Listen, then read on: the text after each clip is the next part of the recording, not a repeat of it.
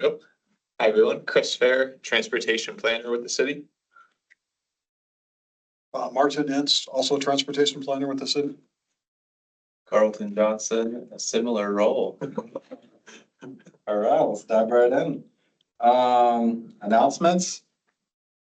So mad at myself. I forgot my notes. I did go to the transportation committee meeting. You did? I did.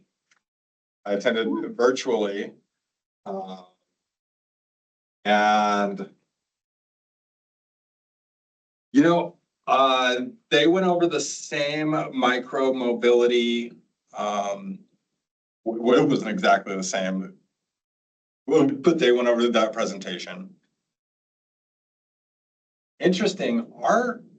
And I don't know if this is every meeting. You guys have to tell me who's next up on the list to go next to the next meeting. Transportation committee volunteers, Val.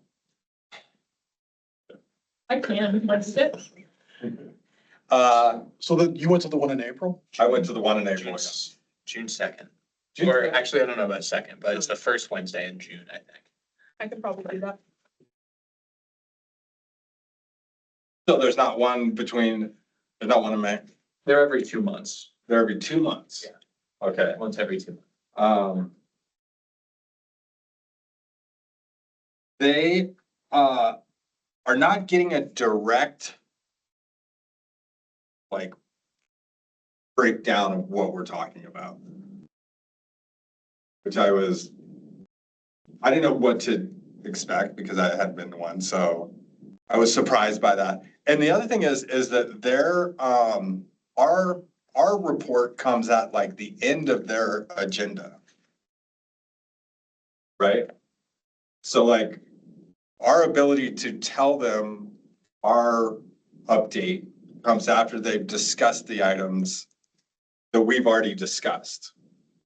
So like after they discussed the micro mobility report, at the end of the meeting, when they said, okay, report from BAC, then I told them what we had talked about, which seems a little backwards. I'd like to give them feedback of what we're talking about before they discuss it, so they can say, well, the BAC is all wrong, and here's what we think. But like, I did tell them like how we kind of talked about the 3 options, whether it would be a no micro mobility, yes micro mobility with one company, or yes micro mobility with multiple companies. And I gave them some feedback on some other stuff that we had talked about. I found myself being very careful with my words because I didn't want to misrepresent the group as a whole, but they did receive our letter from last fall that we wrote to them with feedback. What was the subject of that one? That was I think the traffic calming in Fox Glen. the traffic calming in Fox Glen. Yeah. And maybe that's something that we might want to look at doing more of if we want our opinions in front of them. I don't know if there's a better mechanism, and maybe there is, but maybe there's not. But I thought that going to that transportation commission meeting, I think that's going to be a game changer for this group. I think that's really going to be a game changer for us as far as getting our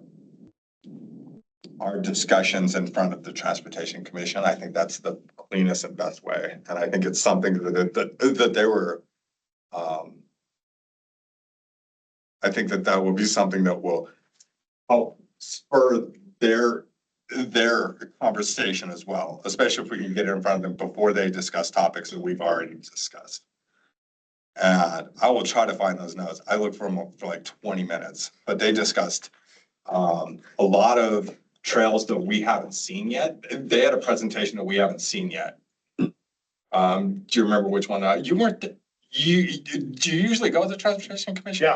Yeah, I was there. You were there. You were online. Yeah. Okay. Yeah. No, I was there in person. Okay. Do you remember that presentation that they went over that we hadn't seen yet? And then they're like, have you guys talked to BAC? And they're like, we're going a little bit out of order. You guys haven't seen it yet. It was discussing a lot of cool projects though. Was in the capital. Yeah. Okay. Yeah, they're supposed to come here.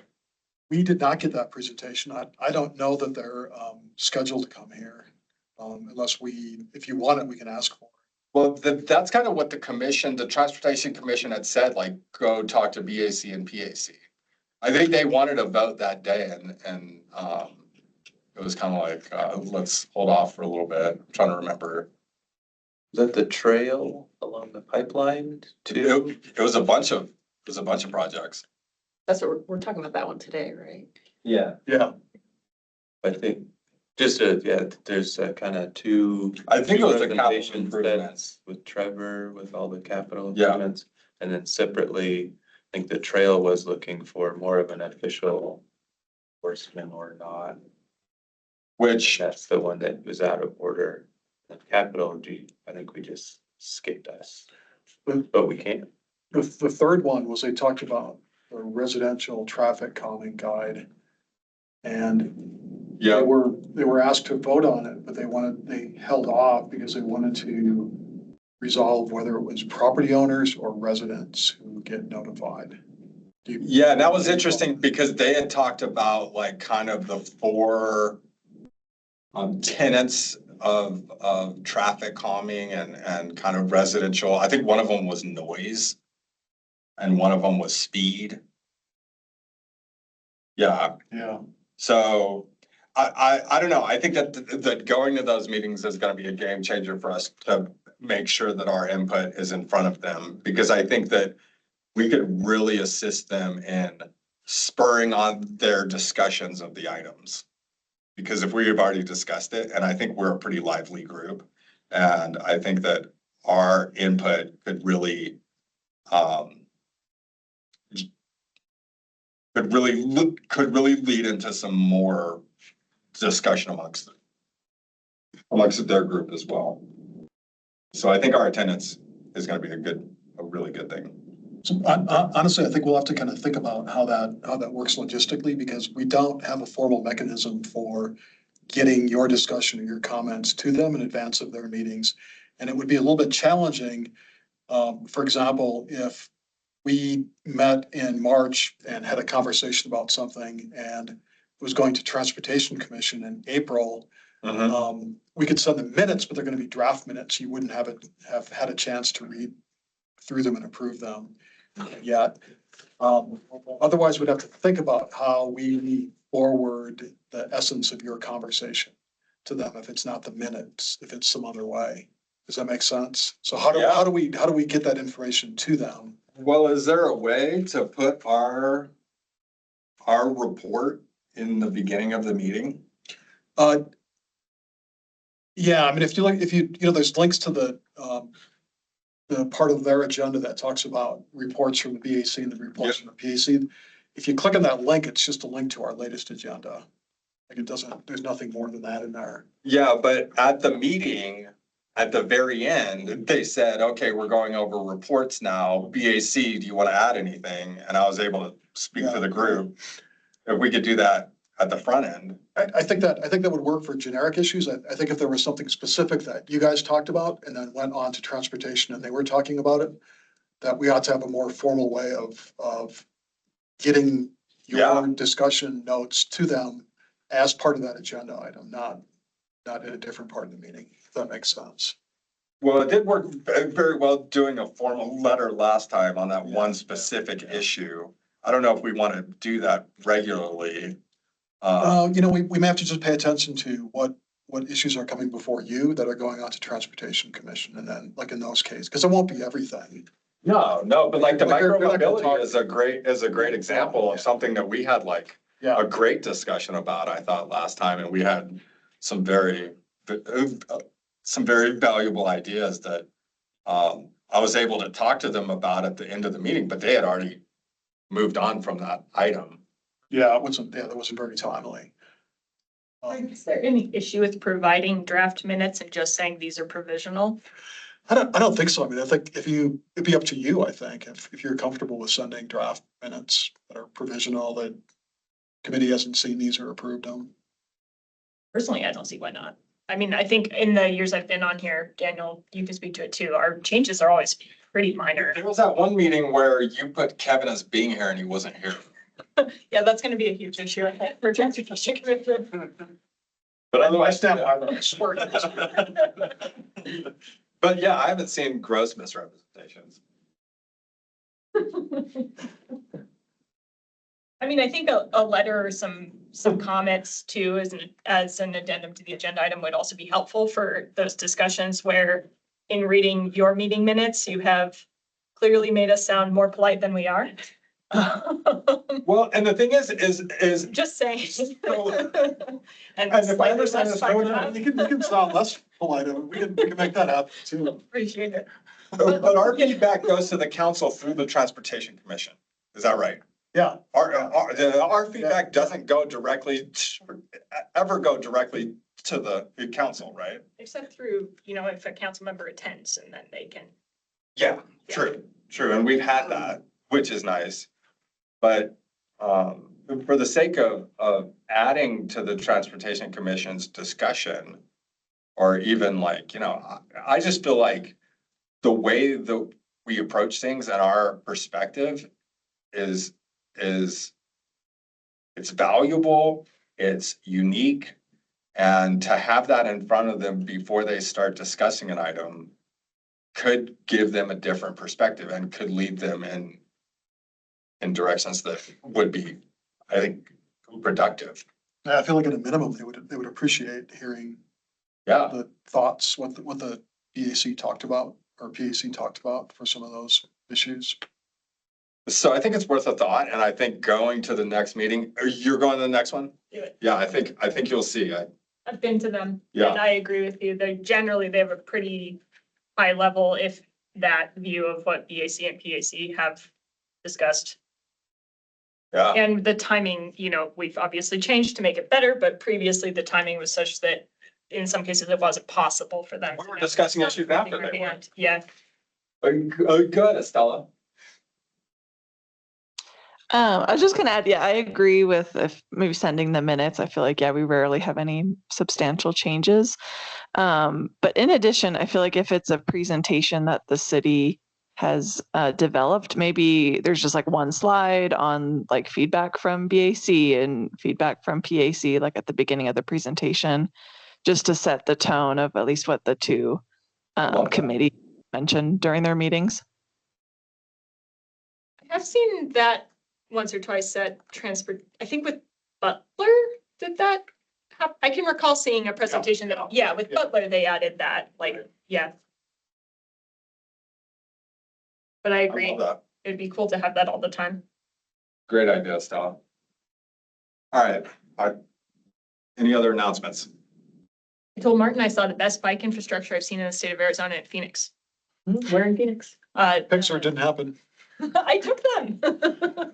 They're really good. I showed you. It's the Sonoran Bikeway through kind of like the arts district. I don't know, Martin, if you could show on Google Maps.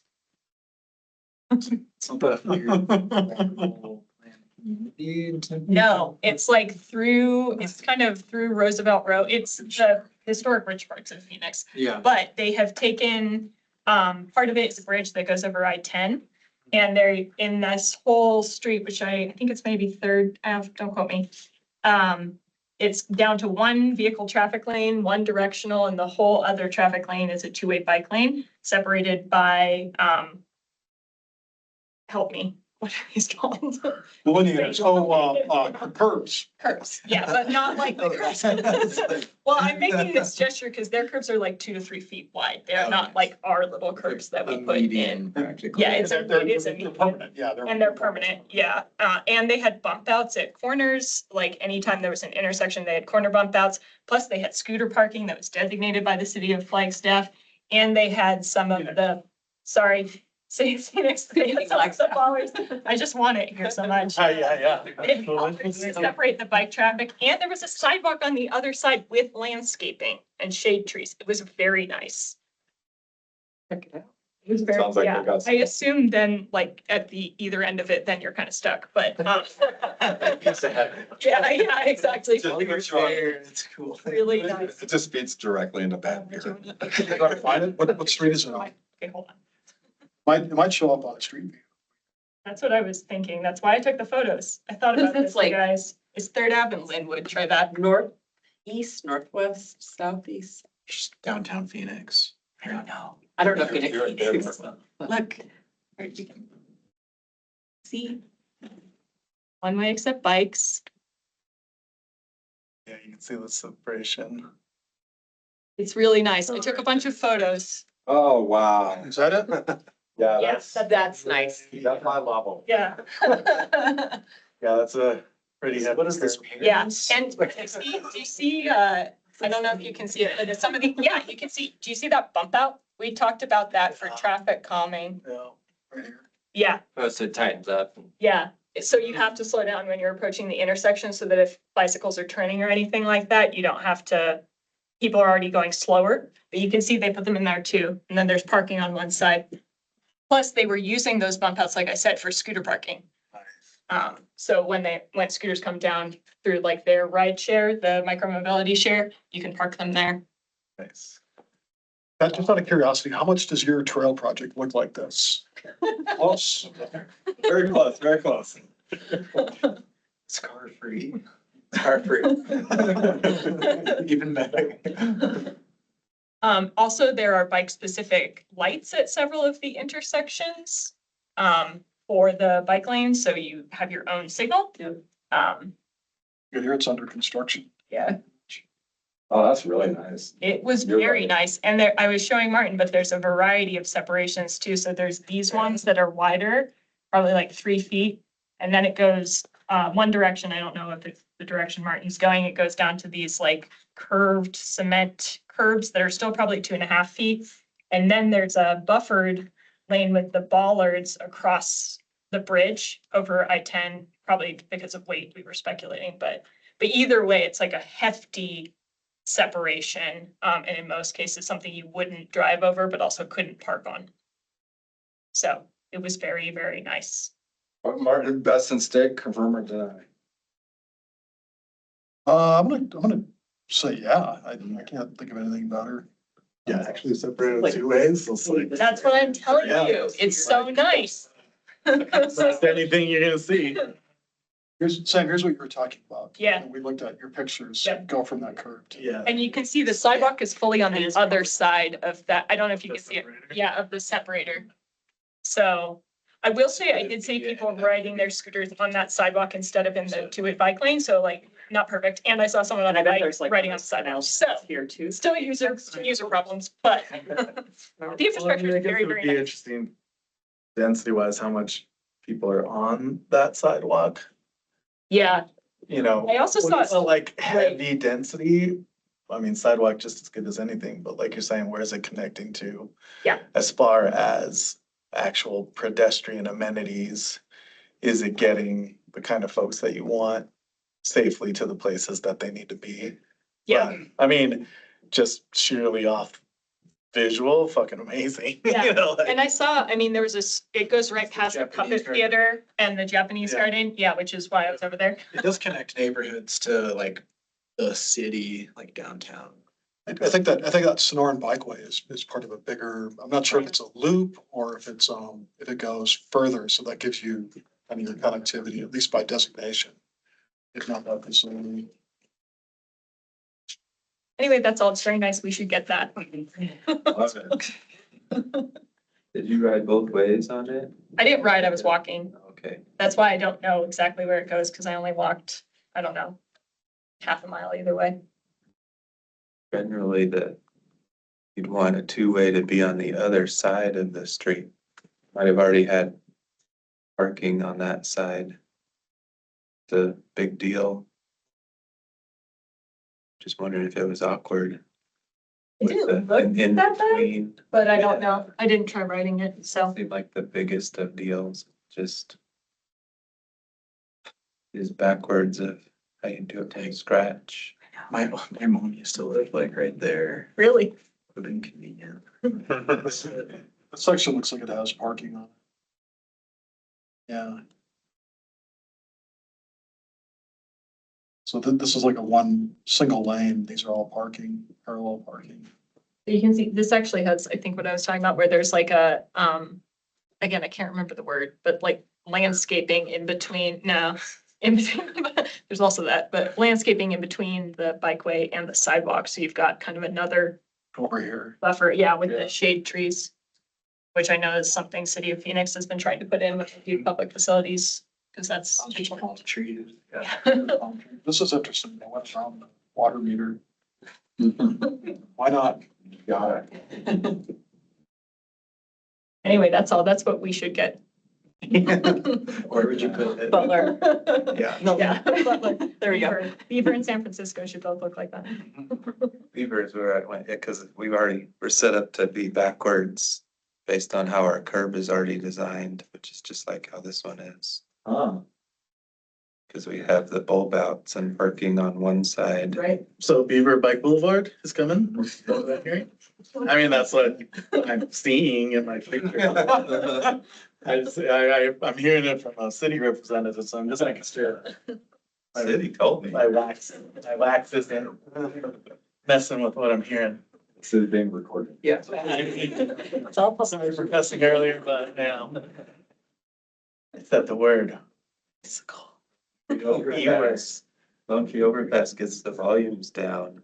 That's what I was gonna say. Yeah. Good I candidate. mean, don't get me started. I have to come back to these meetings. We'll start yelling. So I'll wait for my turn. Any other, member announcements? I don't have an announcement, but I have a question. Does the city and the county ever collaborate on like road infrastructure? I mean, planning, yes, I think to some extent. Cause they connect. I don't know on if we've done projects or not. Is it what you mean by collaborate? Well, mostly just make recommendations, I guess, because Fort Valley, you know how it turns into, I think, Highway 180 at some point. So north of Cheshire, that's not Yeah, city yeah. anymore, that's county. Correct. And there's like Yeah. parts of that road that have a nice shoulder, parts have no shoulder. There's a lot of cyclists out there. I mean, my neighbors call that curve Suicide Corner, which it probably isn't a good thing. Yeah. Oh, state. Yeah. I mean, I'll refine what you said. There's one place that has, is too narrow. It's not covered from there out to Snowball Road. Right. Beyond Snowball Road, there really isn't a shoulder, but there is a good shoulder from there all the way into town with the exception of that one curve. Right. We've talked about it, had it on ADOT's radar for years and, Yeah, those were brutal meetings. yeah, right. Yeah, this comes up all the time. Yeah. We had thought about like, should we just fund something just to have something? And I mean, even like making the asphalt wider Right. would fix it. I mean, what used to happen, it's a little bit better now since they redid the road. But what little shoulder there was in that area would tend to unravel as part of the asphalt. And so I like, feel like it's there'd be kind of nothing. unraveling right now. Yeah, I mean, it's been a couple of years. Because since like I get, because I ride that like Yeah. almost every day and I get pushed off like into the gravel quite a bit, like whenever Yeah. there's like a car coming this way and a car coming this way. Yeah. And like I'm on a mountain bike, so it's kind of okay, but It's kind of back to how it used to function that way. We also got them to make the lanes 11 feet instead of 12 feet, so it added another foot to that shoulder, but the shoulder is pretty narrow, so that is just kind of nominal. Doesn't, really fix anything. I just thought I'd put it out in the universe. I think it's a worthy project. I think we'd have to think about, a path forward for it. Like in terms of funding and who does the project and all that kind of stuff. Oh, thank you. Okay, Kai, Val, anyone? I'm all good. I think it's public announcements. Yeah, absolutely. I was just making sure it didn't have to go in corporate agenda item, but everybody, if you wanna, Carlton, if you wanna take any from that stack and pass the rest, there's extra, cause that's coming off of my credit card, not the city or anybody else's, so if I can get some legs out of there, I'd greatly appreciate it. Yeah, I'll put this on the fridge at work. Yeah, but if whoever you can send it to, whoever you can do it to, kickoff of Bike Month. So we're all cyclists here. We all love cycling. We all know that's the month.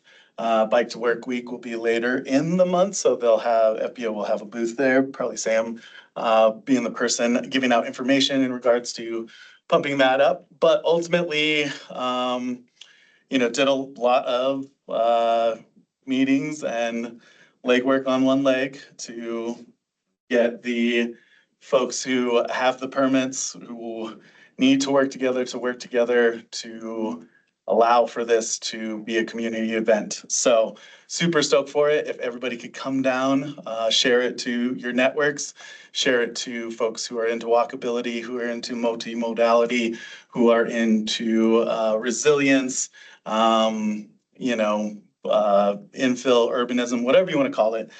This is trying to get the momentum of Bike Week and First Friday together to hopefully address what most of the things I read that come from the city or come from Downtown Business Alliance is always saying less car dependence. And yet there's no programs, there's nothing that happens. We don't take away parking spaces. We don't close down streets. We don't do anything that actually shows we want that. We just write it in all the plans.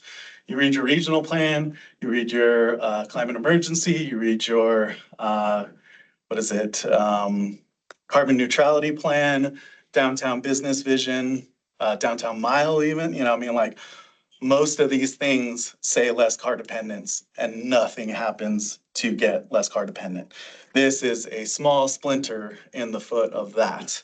This is trying to show the people that when you treat streets in heavily dense areas for people, you get what you want, which is community and economy and just general livelihood. Because, the saying I like that I've heard from other places is the more parking you have, the less place. And so I want to bring more place so that we know what we're actually investing in, we know who we're investing in, and hopefully this gives us ways to have the discussions of what does it look like to shut down streets for people? What does it look like to shut down a street to make a sidewalk wider? What does it look like to strategically place parking so that people aren't constantly saying that there's no parking, even though it's just they've circled the block 15 times because they want that one spot in front of late for the train or whatever it may be. It's like, fucking park right there, because at 5 o'clock, there's 90 parking spaces that are free that never get used up. And it's ours. We're paying for it. This is a depreciating asset right outside all that concrete not getting used by anybody. And yet we can use it and we can encourage that by restricting some of these car movements. And that's a simple thing that we can all get behind and get together on. So inviting everybody, please share it. Please come down that night from 5 to 9. We'll have surveys so that people can interact with this event and say what they feel, because this is part of an echo chamber that I'm a part of. And anytime you say, oh man, closing down Aspen sure would be, oh, they should do that all the time. I almost love playing that game at the bar. If you say it, somebody will be like, oh, should do it all the time. And you're like, yeah, why aren't we? Because merchants have visions of what parking spaces give to them, because people in cars have visions of what parking spaces are as far as, security blankets, whatever you want to call it. So thank you for listening to me. I'm now preaching to the choir here. Please tell as many people as you can, get as many people as you can. I'm going to lead a bike ride probably from Thorpe Park at 5 o'clock down Aspen Street so that we can come in a critical mass and say, this is bikes, this is pedestrians, this is like people who give a shit about this. Like I want that to happen. So open invitation to anybody who wants to ride their bike for that. And then to speak to what you were talking about, coming to transportation, putting it in the ear of the city and these commissions, is there a possibility to do a once or twice a year weekend retreat or Saturday retreat where you get all the PAC, the BAC, the transportation, the adaptive living, and the sustainability chairs to agree on a doodle poll, which Saturday they can do for 4 hours or 6 hours or whatever it is, fund it, get people to donate a lunch, and everybody talk about the things that overlap. Because I've been on different committees and you're in your own room shooting in your own dark. And yet, your pedestrian people are in the same building. Your transportation are in the same building. Your adaptive living are in the same building. Your sustainability are in the same building. And nobody's reaching through the door to say, oh, that's your top 5? That's our top 5. Let's start going after that together so that then it doesn't become, oh, you didn't read our minutes? Reads minutes. That's all I'm saying. Like I've been on boards.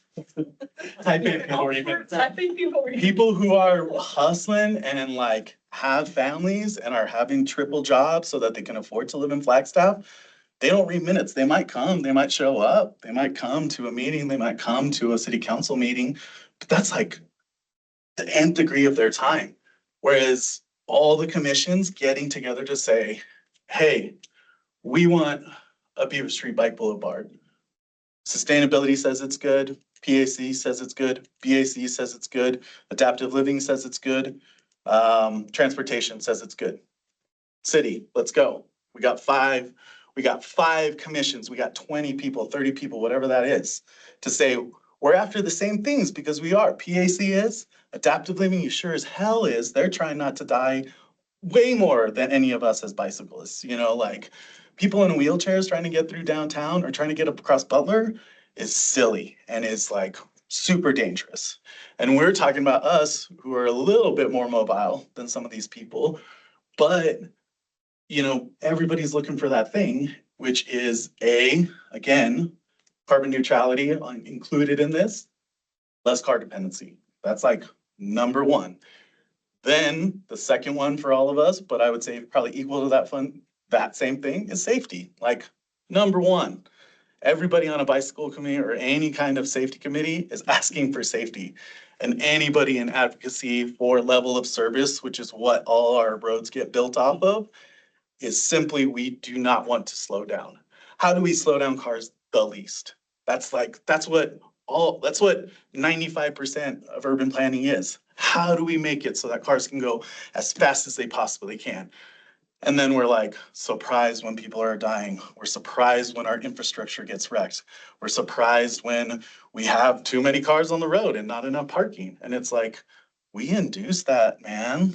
But if 5 whole commissions say, we're not into this anymore, can we try something else?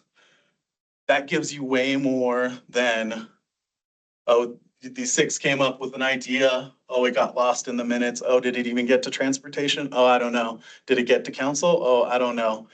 But if 5 commissions come in front of council and they say, this is the project we want, regardless of what is on the docket or already planned for or already in the hopper, they can scoot that up. You can start finding grants. You can start, challenging or setting aside a bond or whatever it is you're going to have to do. But you need that mass of people and not just, oh, one of you showed up as the representative to transportation and listened to the whole meeting and then got an open 3 minutes at the end of the meeting. Let's get a weekend in there. Let's get a spring kickoff or a dead of winter kickoff to be like, we're all on the same page. PAC wants the same thing. Sustainability wants the same thing. You guys want the same thing.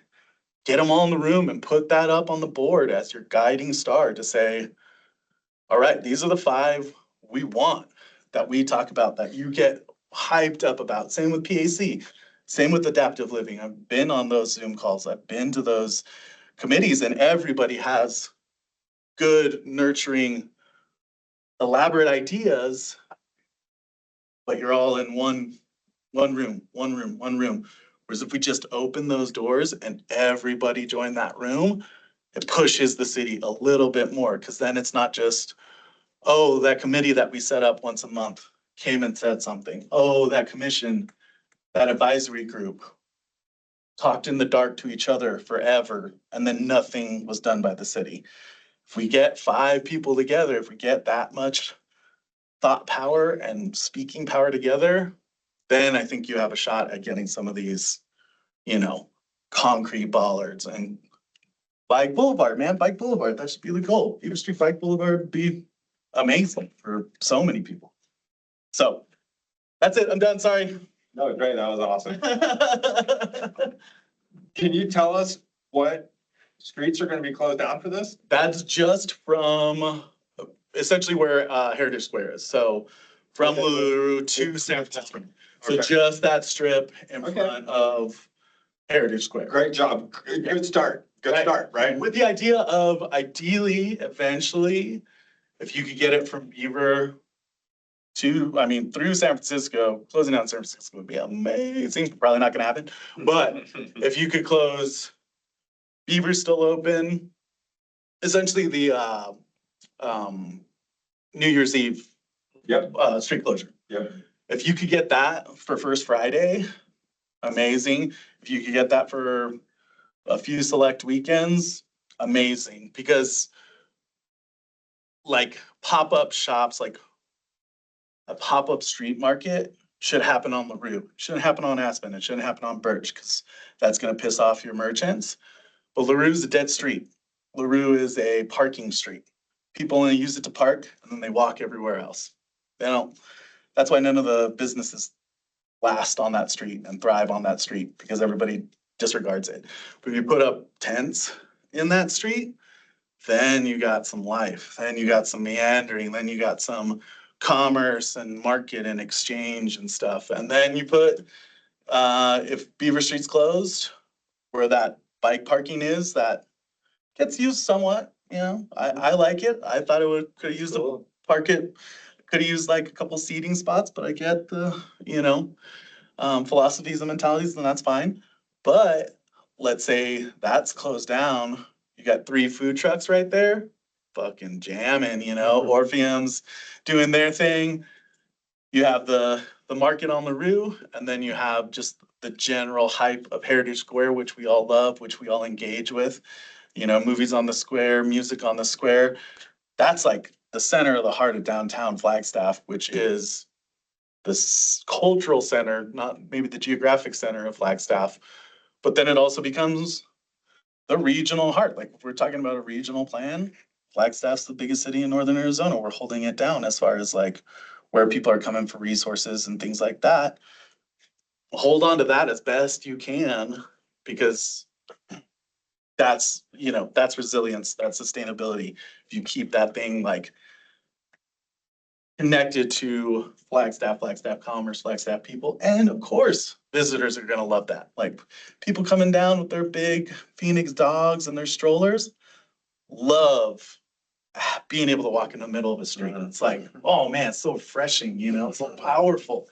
And I agree, like I had to learn to walk again, and that was tough. And those streets are so tough for a person who is disabled. And it's so dejecting that you're like, I just want to go get a sweet shop just like everyone else, And I have to dodge those boards and I have to dodge shitty tree placement and, throw aside cracks and all that stuff just so I can go and enjoy the same amenities as everybody else who's able-bodied. And those sidewalks are narrow for the amount of people that use them. Like, come on, those are inadequate at best. If you're gonna have that many sandwich boards and announcements on that block, which I agree, business has got a business, but for disabled people and limited mobility people, downtown's a tough place, so. Well, Andre, I love your vision. I love that you put so much thought into this. I will say on one note, Yes. I have seen over the past probably 18 months, a real concerted effort from this group and other groups. We're having more combined meetings with PAC. We're doing a better job of being involved in the other commissions. And it's like you say, there's momentum. It's all about momentum, right? So I did want to tell you that there is momentum on that. And I think a retreat's a great idea, but I think we have some momentum on more connectivity on our ideas and sharing more with other groups and being present with other groups. And on that note, our esteemed council members here. Yeah. That's what I'm talking about. Good to be here. Yeah, thanks for coming. Well, I have to get going to another engagement, but thank you for the time. You're always Good welcome. to see ya. Sorry I missed you, David, but I'll see you soon.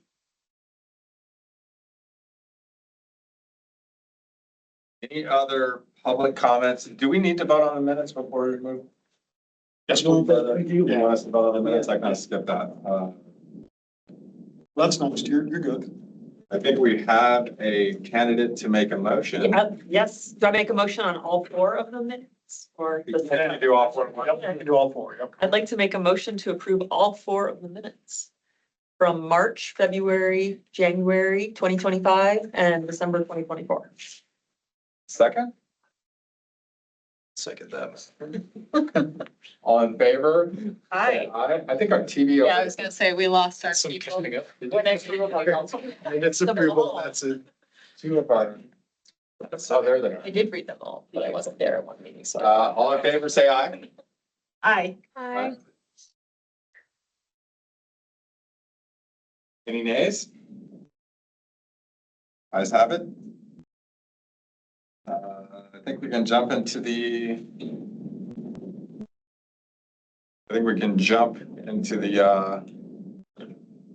regular new business. Starting with Transportation Alternatives Grant for the Coconino National Forest. Thanks. Thank you guys for having me this evening. So yeah, I think Carl kind of mentioned some of that, maybe some of this was out of whack. My boss, Matt, the district ranger, went to the Transportation Commission meeting, I think last week or Yeah. before. So I think that's kind of what some of that was about. But we are working with Metro Plans to put an ADOT proposal together for a transportation alternative for pieces of the urban trail in the base of Mount Eldon. The folks, I don't know, Martin, if you could bring that map up, but I've got a few copies. You guys need that? Saw this last meeting and there was some drooling and some whoops and Whoops. So this is all part of our Mount Eldon Dry Lake Hills Recreation Project that kind of kicked off in 2022. We've been busy building single track the last couple of years. So this is kind of this trail concept would be very similar to what we built out with FBO out of the back of Buffalo Park. So our design is like 48 to 60-inch width with passing or resting zones every 1,000 feet or so to double that.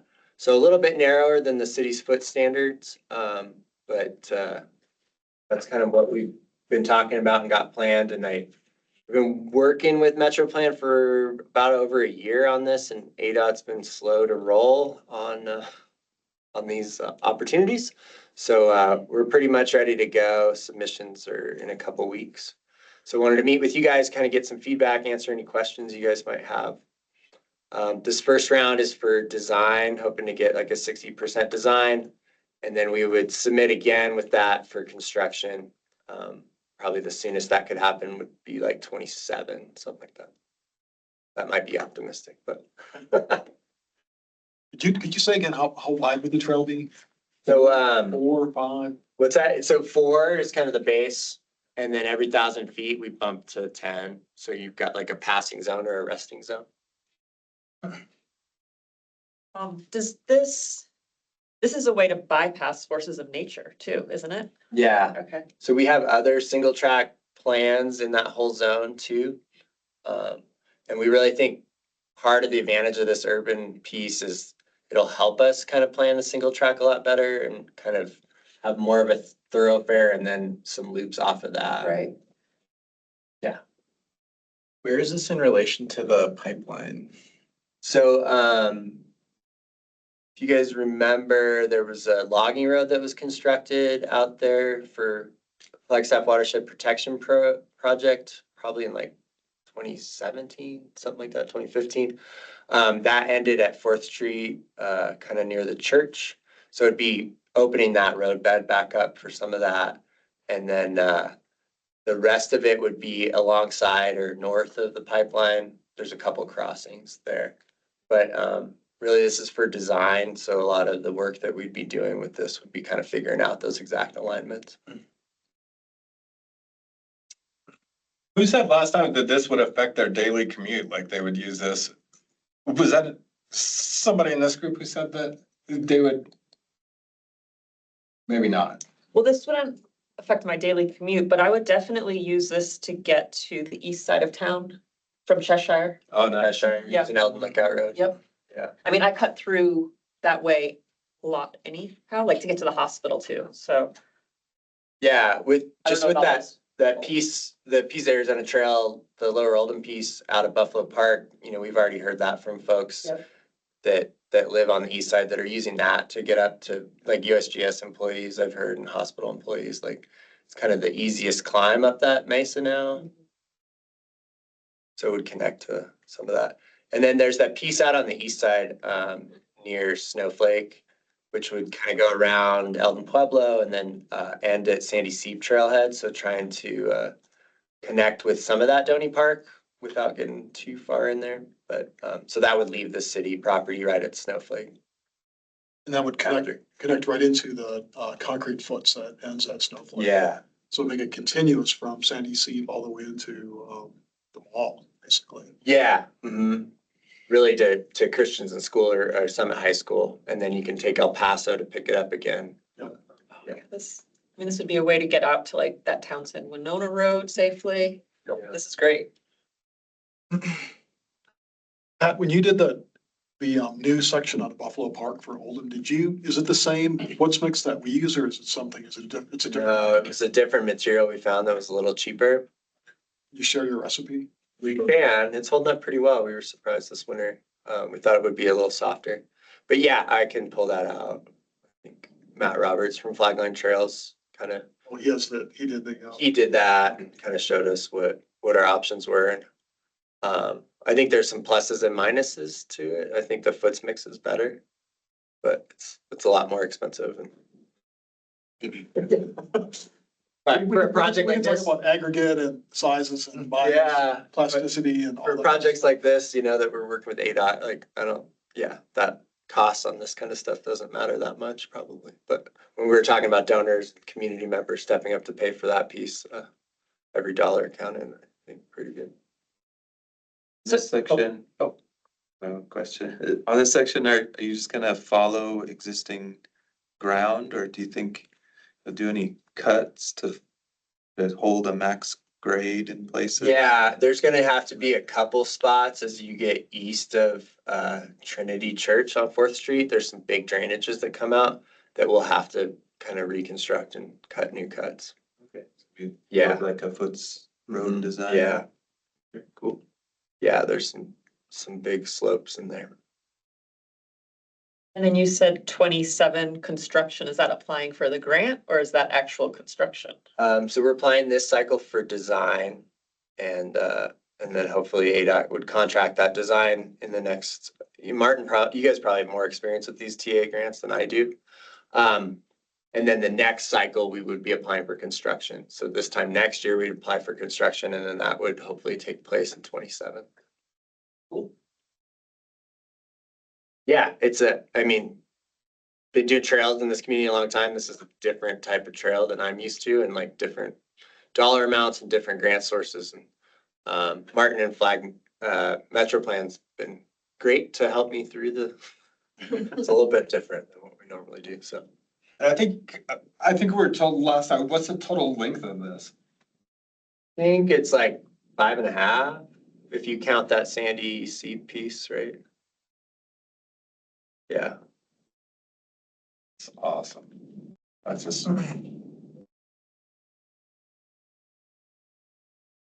Yeah. Looking from us for a letter of support that we I would don't- like you to move forward. I don't think we need to. I think if the Transportation Commission is that how that meeting went? I wasn't there.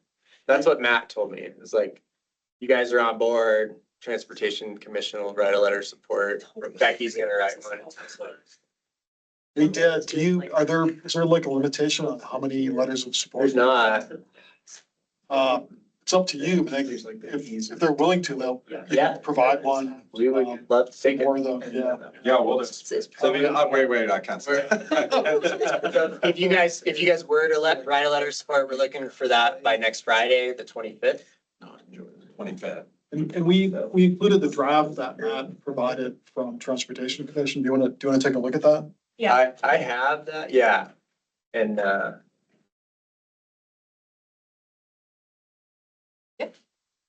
Where's this starting on Eldon Lookout Road? Like at the, past the first gate, at the first gate? You know where the Arizona Trail crosses? I mean, like Oldham, Rocky Ridge. Rocky Ridge, okay, Lower Rocky, you know, like that. Yeah, so it'd be above the lower gate. okay. Yeah, so if you're coming up Eldon Lookout Road, there's that gate in the road on your right where the helicopter landing was for the timber stuff a number of years ago, yeah. So just north of the private property. So you go, it's probably like, it's just past Larkspur where the mailboxes are. Yep. Go just a little bit further, it's off to the right. So I think in the past on things like this, if we don't, if you guys want to, if there's particular aspects that you want to emphasize in the letter, we can talk about it now. Yeah, and I have an update to that Sandra provided that hit more on the transportation alternative and safety and I can share that with the group, but it's pretty similar to she just tweaked it a little bit last week.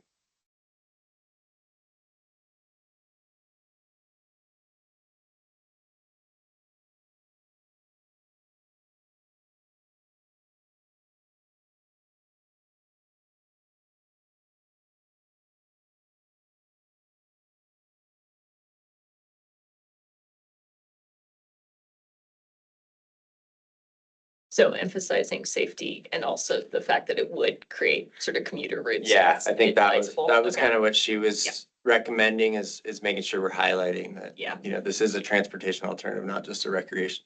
right. Yeah. That makes sense. Yeah. The fact that, you know, it's kind of planned to tie into foots at different Yeah. places, so it makes those two somewhat seamless. Sorry, Kai. Oh, I was gonna say, I mean, yeah, that's like the quickest way across town. Pretty far from ours. Yeah, And but, And safe, yeah.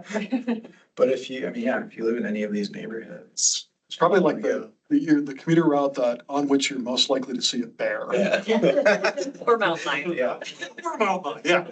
But I mean, it would be great, like, I don't know, maybe it'll help recreators not drive to Schultz Pass Road and they just ride their bike. I mean, that's like a goal, isn't it? To I like would get less say cars so. on the roads and more people riding to the trail. Yeah. So Quiz, if you get on your bike and go out of your garage or from your house and ride to a recreational trail, are you engaging in recreation or transportation? Yes. question.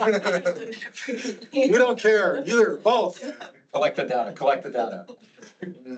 I mean, that's what makes cycling such a beautiful sport, is that like you're doing two things at once.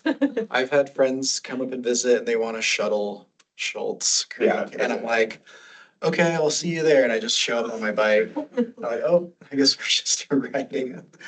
Yeah. Yeah, no, I think it's great. Super excited for this. So Martin, if we were to write a separate letter of support, could we take this draft and then we could? Absolutely. Are you okay with that, Pat? Yeah. That would be good. We have to vote on that? Yes, you can, this is an action item, so you should vote on it. Yeah, you can, somebody. We're ready. Do you want to write, something up specific based on this draft? We should identify like how that, I like how that. think how it that could be happens. helpful to have the Yeah. BAC emphasize, especially what we just talked about, like how this could be useful for commuting and and emphasize the safety aspect again. Yeah, That we can speak to that. I think, Transportation Commission can too, but we could speak to it maybe more intimately or directly. As citizen liaison. Yes, as the appointed bicyclists. Yeah, appointed. The chosen. How do you vote on a final letter? Can we vote over email? We've done this before. We have, right? Yeah. I thought. So you can make a motion to express support and have somebody draft a letter for the chair's signature. Somebody will need to do that draft. Okay, When is this application? Or when would it? they need the letter by next Friday. Okay. Next Friday, right? Not this Friday, yeah. not tomorrow. Okay. Do you have a question? So I mean, we have a parallel effort of transportation Yeah, alternatives going yeah. on. I talked to them about that too. So there's the screening submission, which is sooner. Fifth, yeah, And then the final submission is May 27th. right, and that's when we'd have to have the final. But yeah, like you get your. So we work with comments back ADOT for and 3 weeks or something to I tweak think, it. Is yeah, that- well, you fill out your application and then they give you feedback on it Right. and then you can update. And it was my understanding that you can gather letters of support up until Sure. that final deadline too. So they're, I don't know, just putting that out there. Yeah, if that I plan on timeline's not Getting doable. letters of support through May, for parts of May. We can do this by We next could do Friday. this, yeah, we Yeah, could do that'd this by be- next week, that'd be especially with the draft. Thank you for the reprieve, Yeah, but it's always good to set a deadline too. Yeah. let's get it over. So it's got, we've been kind of reaching out to partners and they're like, oh yeah, we'll do that. And it's like, oh, I should just tell you now, this is, this, yeah. Give people an earlier deadline Get it than the there. actual deadline. So. Can you just add one paragraph to this that just says, Yes. Yeah, what do you As want it the- to say? and then shoot it over to me? Sure can. You can also use me as a go-between. I can, like, if you write it, I can put it on letterhead. Oh, yeah, there you All go. that kind of stuff. So do you want me to send it to you first? Yeah, Okay. so that's okay. Yeah, You can send it to both of us if you want to take a look Yeah, at I'll it do that. first, and then I'll. Yeah, that way you can make any changes you want. Yeah. Does anyone who's here want to say nice things about the trail so I can put them in the letter? Yeah. Specific nice things? Like what would the commute value be? I don't actually ride this way a lot, so. Tell me. I mean, I think the safety is a huge thing. It gets us off the road. Going from where? Cheshire. Cheshire to like all this, the east side. Probably also a shortcut. I think it's shorter, yeah.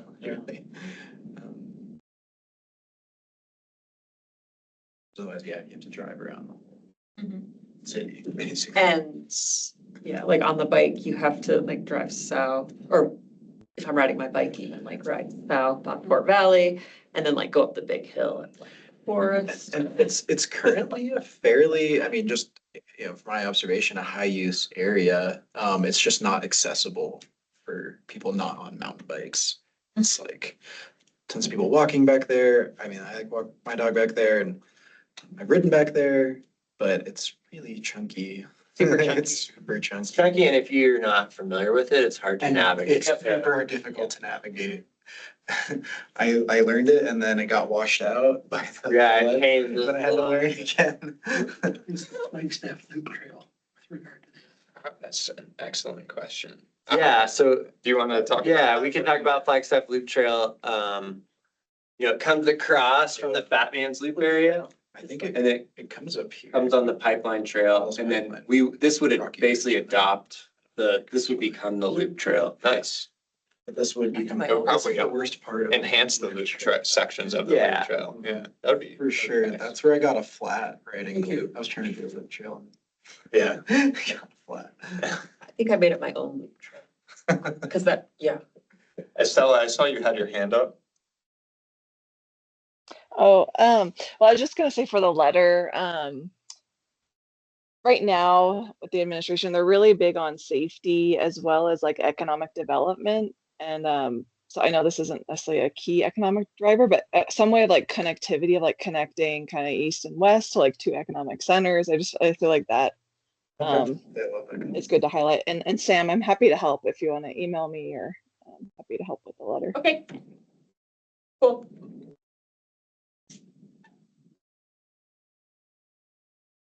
And FUSD is also supporting this, just the connection to schools. Not super apparent, but like it does make things better, accessibility for all ages, I think, so. I think that lack of chunkiness is kind of important. I think that's what Technical- ADOT engineered. Write that down, lack of chunkiness, lack of chunk. Like for commuting, because you know, like even if, you know, you enjoyed riding in chunk and were willing to wayfind, you know, kind of on the fly. Having a nice trail, I mean, you don't want to arrive at your work all, you know, exhausted, Right. bloody, sweaty, dirty. Sure. Yeah. Yeah, I don't know if Okay. anyone has mountain biked on Forces of Nature, but you can't really even mountain bike on it. You hike a bike in. Familiar with that trail. I've heard that my boss just broke his arm on that trail. Mountain bike.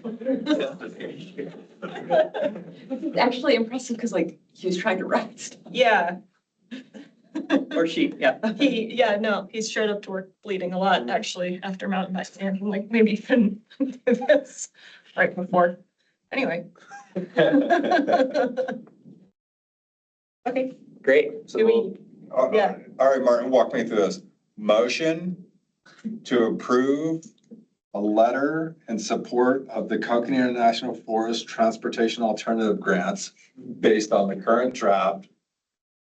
This is subject to the additions and edits of the commission. Did I do it? I think that's perfect. All in favor, say aye. I, I, Any I think nays? you need a second. Oh, Second. it was so close. Seconded. Seconded, all in favor, say aye. Second what? And don't make me. Any nays? Ayes have it. So I've got a motion to approve a letter in support of the grant. I can fill it in with it, subject to changes and revisions as discussed by the AC. Sure. Is that it? Yeah, I like it. Oh, we voted on two things already. Really good. Thanks. Thanks for having me. Thanks for coming. Thank you so much For your doing work. this. This is Yeah. a brilliant addition.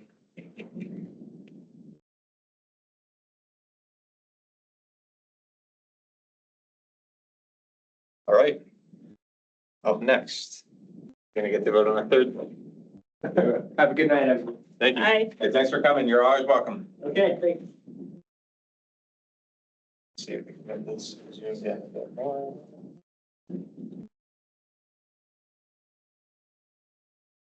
I wish that we weren't all the way on that TV, but we can zoom in to different parts of this. So, okay, so the city is gearing up for a parallel to what we just talked about, another transportation alternatives program application. This one is also for 60% design funding, and it's an ADOT grant. So essentially we apply to it, and if ADOT approves it, they will manage the project. It's a 5.7% local match to 94.3%, so it's fairly low for the city compared to some of our other ones.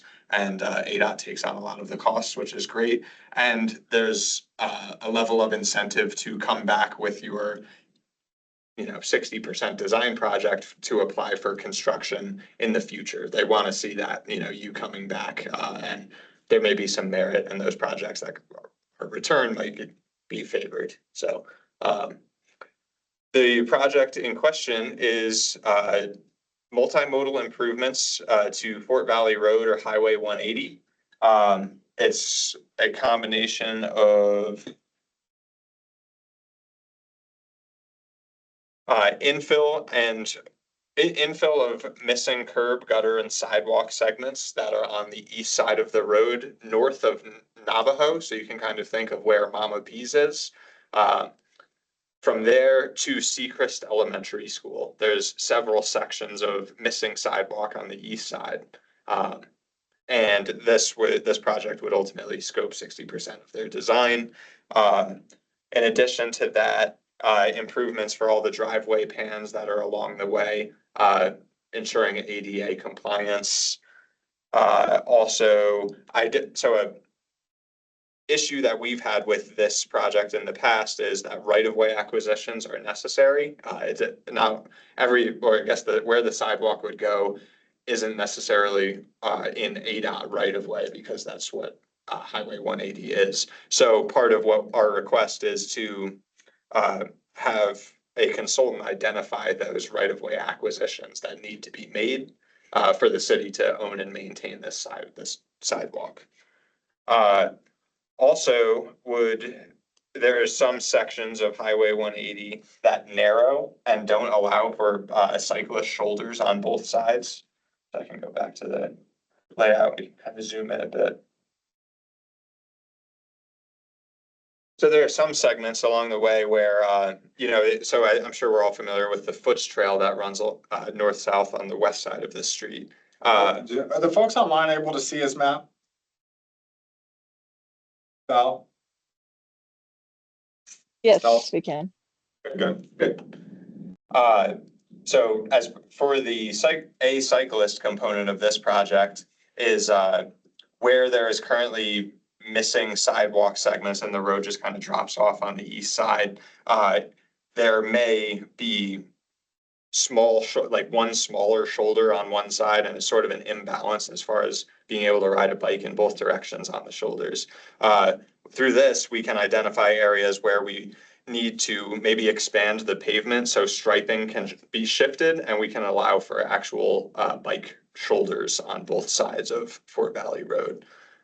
In addition to the sidewalk improvement. So it's kind of plays towards cyclists, confident cyclists and pedestrians. And then the final components are, sorry. Hey, Chris, when you're saying bike shoulder, do you mean bike lane? Are those two in the same? They're different. They're different. I would be Explain calling it a that? bike lane if it wasn't on ADOT's road. Oh, You okay. can't have a bike lane on an ADOT road, correct? Yeah, so it has to be shoulder. Also, there's like legal things. I just learned this recently because if you have like the shoulder does or does not count towards the official road width in terms of like when traffic law says a car has to give you this much space, It does not. it does not count. So if you're riding in the shoulder, a car has to give you 3 feet, 5? Three. Yeah. 3 feet, right, safely to pass you. If the shoulder ever becomes narrow, you can take the full lane because it's not counted as part of the width of the road. I mean, you could do that depending on like how wide the road was anyway, but there's some reasons why on some roads you might want to keep it a shoulder and not have it be a lane, but you couldn't do it anyway because it's an ADOT road. Yeah. Yeah, thanks, Ann. And so as you head north from like the grocery, from Basha's, from Mama B's, at a certain point, the Foots Trail kind of encroaches on the road, and there's a guardrail that exists between the Foots Trail and the road. And that guardrail, like the shoulder next to the guardrail, is especially skinny. And we've identified a few of those kind of pinch points where it's not adequate for cyclists. So this project will allow us to expand the roadway, shift things over a bit, and balance out bike shoulders on either side. In addition to sidewalk improvements, and the last component are three crossings that are subject to enhancements. Seacrest Elementary, which does have an existing enhanced crossing, but we have some ideas as far as how to make even further improvements. Creekside Drive, which is north of there, and then Blue Willow, which I believe is also just north of there. We can pull it up too. Blue Willow is like if you went out from Cheshire in that direction. You want me to look at Google? Yeah. Yeah, where's the Fratellis? The Fratellis is like half. What's today's special? Fratellis is like smack in the middle of this project area. That's where I see a bunch of kids darting across the street.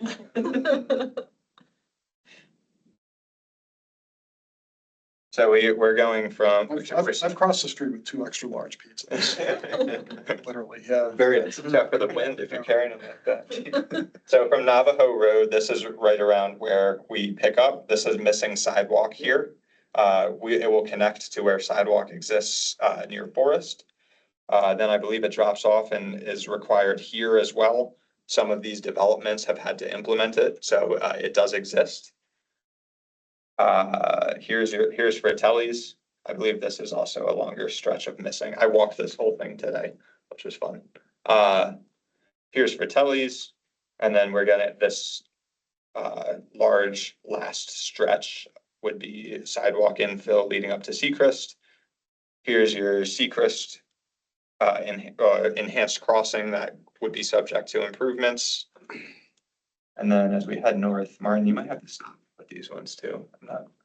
Here's Creekside. So an enhanced crossing here, And then finally, I think that this one is Blue Willow. Oh, okay. I was thinking Yep, Willow there we was go. Creekside. There we go. So zoom out a little bit on those two. Part of the idea is the foot trails on the east side of the street, in that part of Fort Valley. Blue Willow really is a way for Cheshire to like get out to that road. Creekside is a way for Anasazi Ridge to get out. And a crossing would help people on bike and pedestrians get across to the foot trail to use, like if you're on a bike especially, maybe you want to use the foot trail. Yeah. It's hard to get across the road there, so across. Super hard to get across the road. Yeah, yeah. Can I ask a devil's advocate question? Is the city ever going to improve traffic flow on Highway 180, particularly during snow season? I mean, I've seen people, I've heard people talking about eventually trying to relieve congestion, but is there any plan to actually do something? And would such a plan fit in with what's being discussed here? There is a plan. ADOT led a process a couple of years ago. Actually, two processes that went on at the same time. One was for the Milton corridor, and one was for the US 180 corridor, or we call it Fort Valley. ADOT calls it US 180. Both those plans are complete. I'm happy to provide a link to them for you, and they address those questions like traffic flow.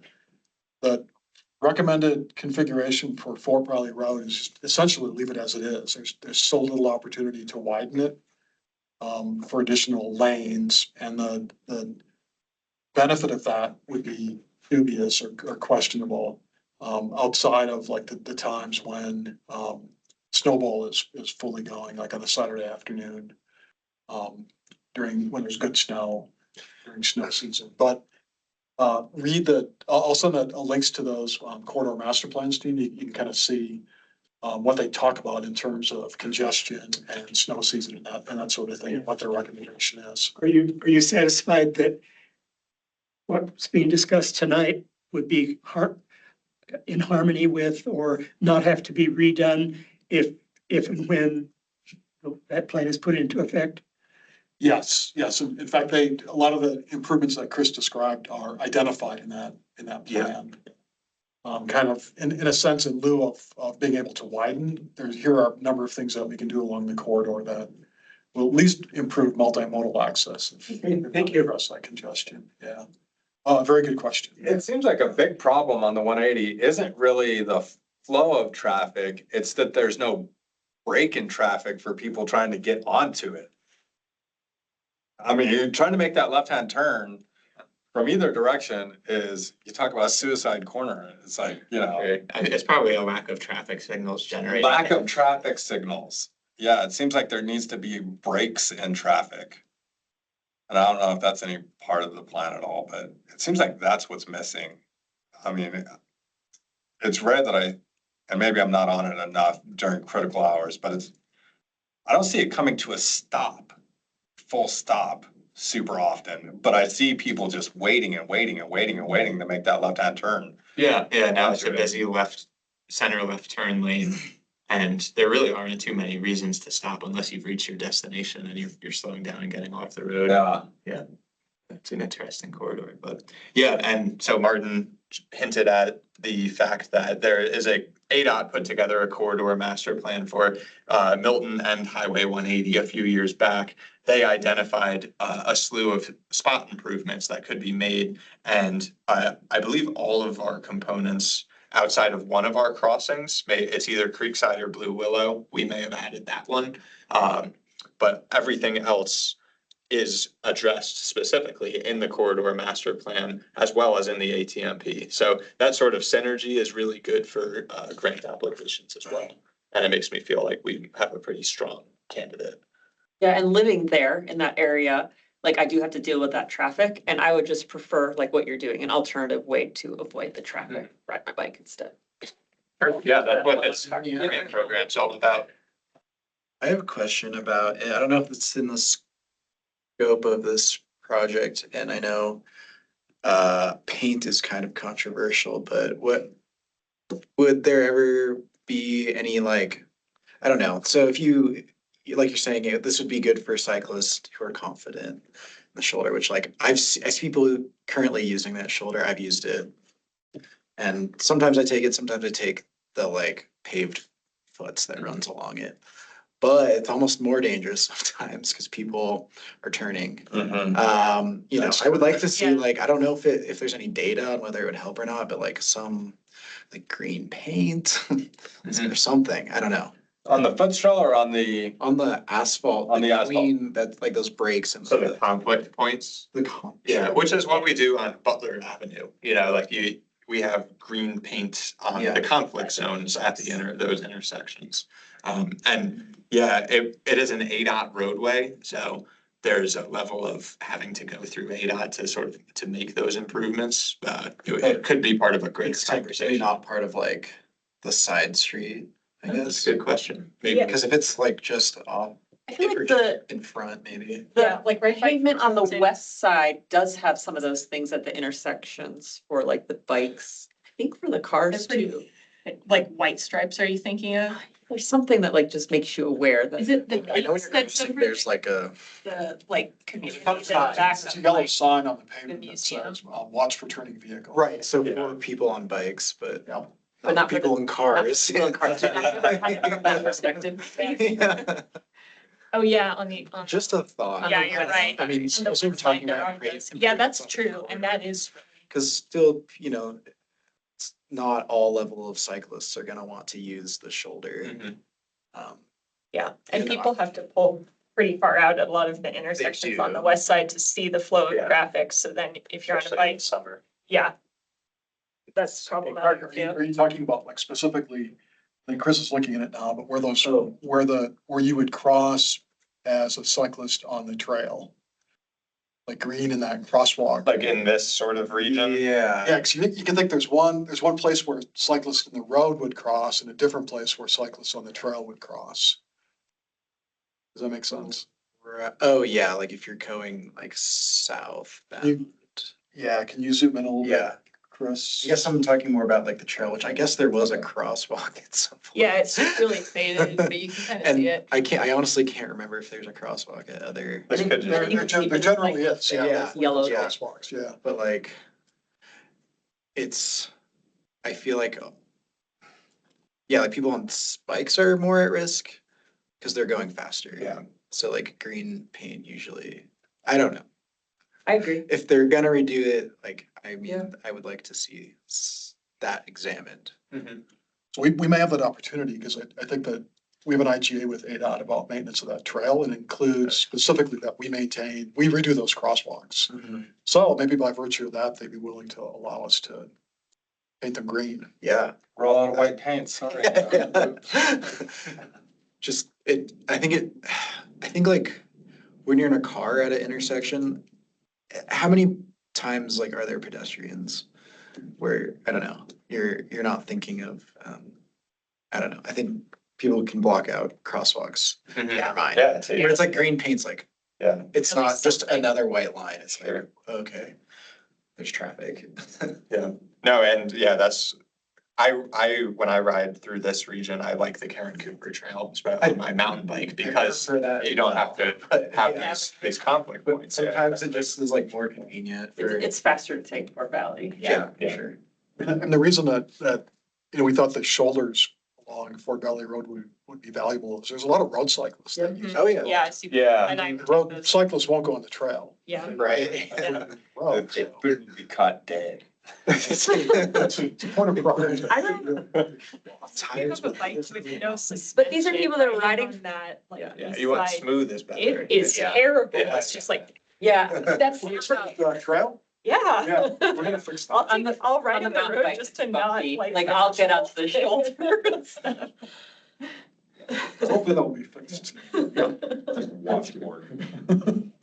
So I do have a drafted letter of support template. It's pretty straightforward. I guess that we could probably follow a similar format of what we just did. I don't think that we maybe the week after Friday so your one for Forest Service is due next Friday. Maybe the following Friday would be an adequate deadline for this one. Looking at the second. Do we have any comments of anybody online? I haven't checked lately.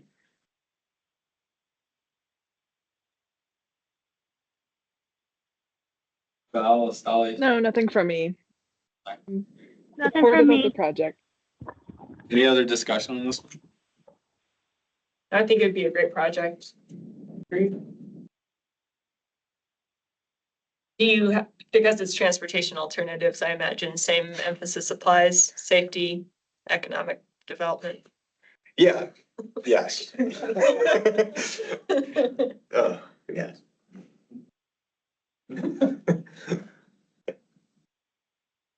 One other thing maybe worth adding is we already have a project going that's gonna add crossings at Mead, Anderson and Forest, kind of south of where crossings for this project would be. So we haven't ignored those other intersections, but they're part of a different project. Yeah. Probably of all of them, the one at Forest is gonna be, the red or amber flashing lights. The other one's probably not. Seacrest possibly could add a beacon. That might be one of the enhancements that Chris talked about. Yeah. Stressing synergy, but in the grant application between those first mile, last mile improvements and this working to improve like overall connectivity of the corridor is gonna be big.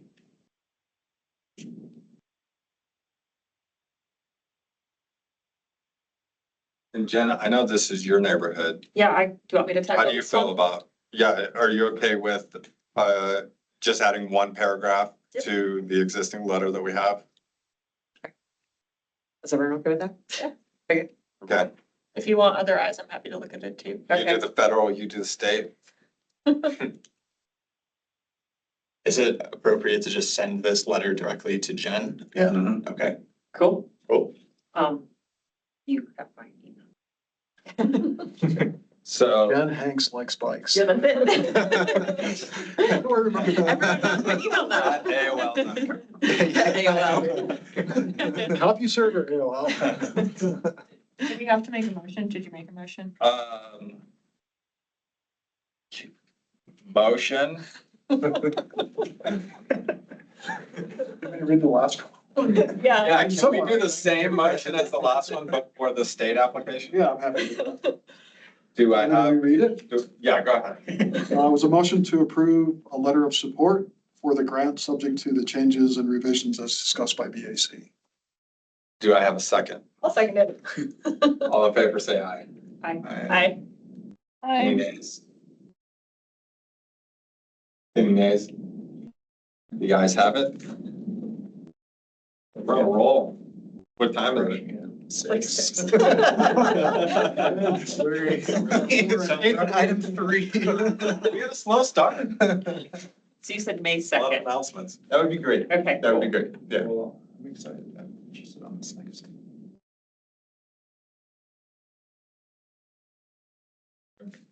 Rolling through as planned.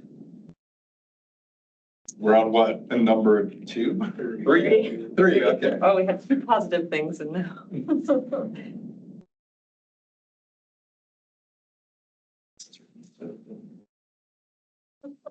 Status of pedestrian and bicycle grants awarded to the city of Flagstaff in light of recent executive orders directing a review of award grants. I mean, I feel like there may be people reading these things. I know, why do I feel?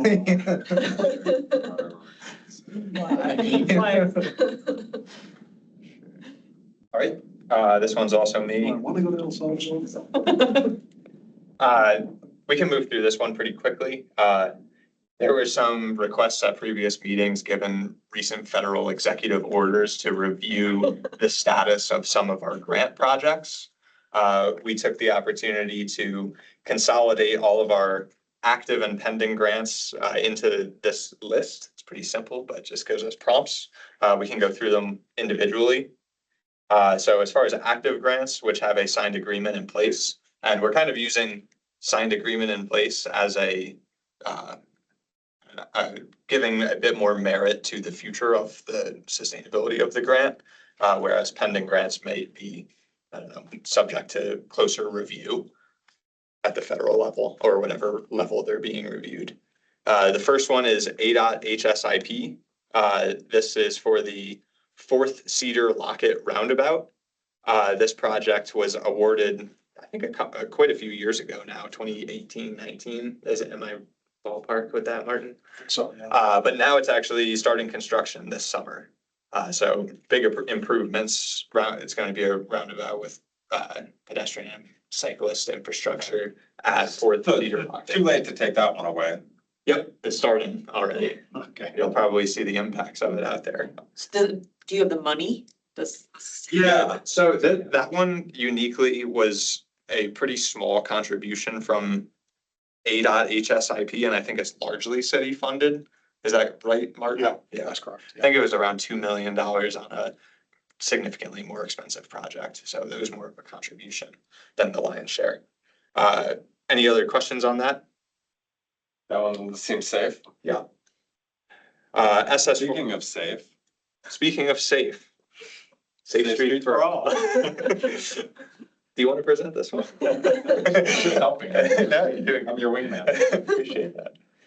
Butler Avenue complete street conversion. We're all pretty familiar with this one. Ultimately, its status is going to procurement for a design and, well, environmental clearances first, and then followed by design. Our direction on all of these on all of our grants has been to just continue to press on. However, our federal ones are under review. So, but ultimately keep going at this point. How do you know that is that a change that they're under review? Yes. You got an email? I don't know how we were informed, but our grants people have heard from our federal representatives, like the people at Federal Highways who are assigned to the grants. Yeah. That they're being reviewed. Yeah, we work closely with grants and contract management. They're upstairs. They manage these relationships, projects, money, et cetera. They're sort of the point person, and we are also, for each of our federal projects, we're assigned a federal representative from FHWA. So that's kind of who we talk to and get information past that. Yeah. Infra Downtown Mile Project. Martin, do you want to do this one? Yeah, I think that you're a little closer to it. This is a number of components. It includes rebuilding the railroad bridge at Milton Road or Route 66, whatever you want to call it. Widening the railroad space to add a third main line, and then adding pedestrian crossings at Lawrence and Walnut, and then downtown, like right behind us in this building. And making improvements to the crossings at Beaver and San Francisco. So pretty much like redoing that whole stretch of railroad tracks and all the things that go under or over it. Is that the two underpasses? Yeah, it's 2 underpasses, yeah. And that's the project that redoes how Santa Fe comes out onto Route 66 as well. I think we looked at that, or maybe it was the pedestrian committee that looked at that in more detail a couple of months ago.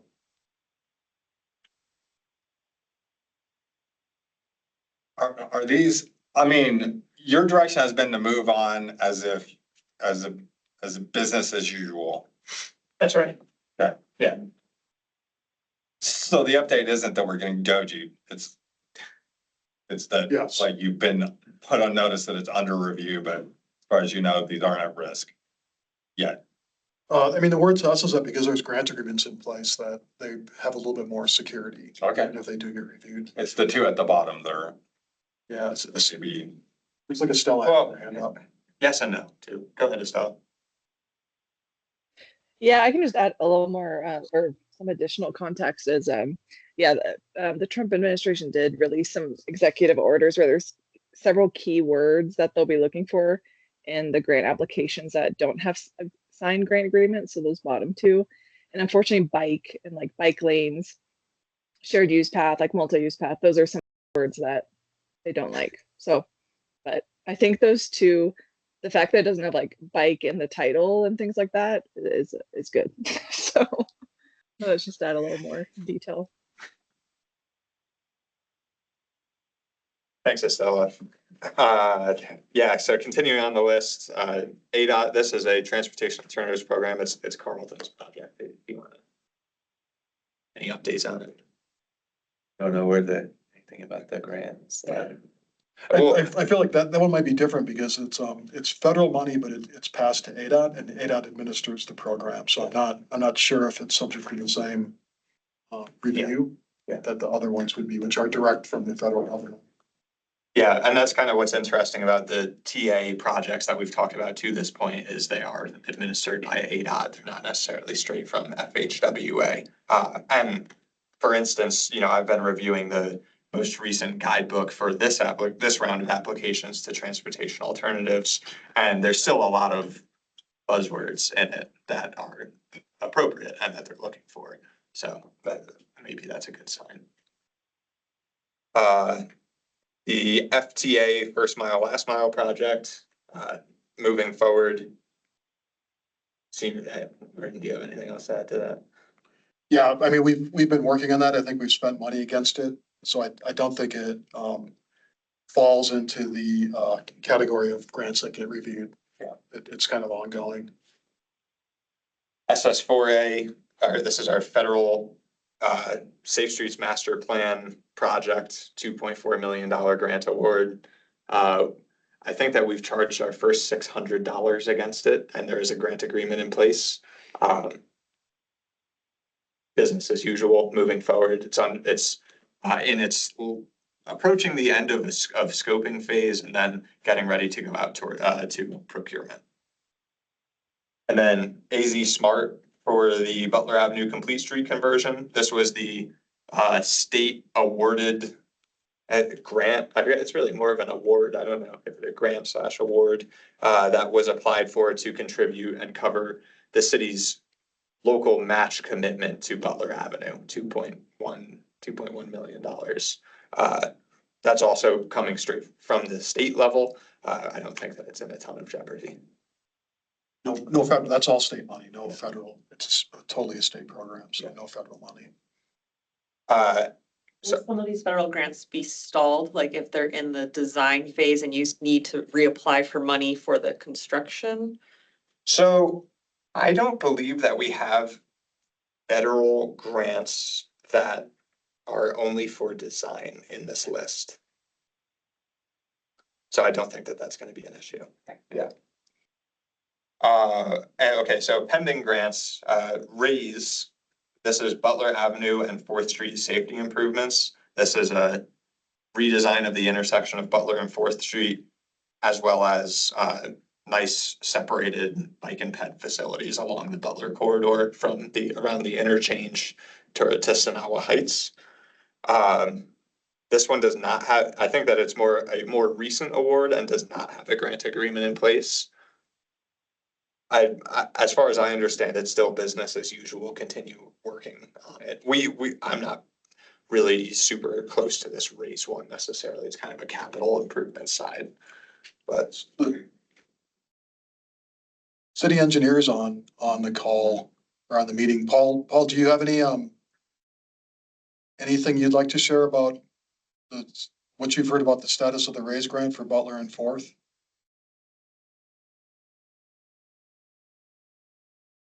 He may be driving in his car. Yeah. Yeah, he doesn't seem to be reacting, so that's okay.